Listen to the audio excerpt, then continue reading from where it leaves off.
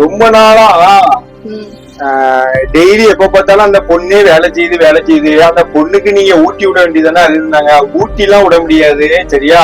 சரி. ஆனா உனக்கு ஏதாவது உன்னை உட்கார வச்சு சாப்பாட வைக்கணும்னு நான் யோசிச்சேன். ஓகே சரியா. நீங்க உட்காருதியே அவனை சாப்பிட வைக்க. சரி உட்காரு மதியா. என்ன பண்றீங்க இன்னும்? இந்த தோசையை கொண்டு வரதுக்கு இவ்வளவு நேரமா? இரு நான் வந்துட்டேன் வாரேன். வாங்க. அந்த அறையிலதான் அவன் முகத்துல ஒரு வித்தியாசமான மாற்றத்தை நான் கவனிச்சேன்.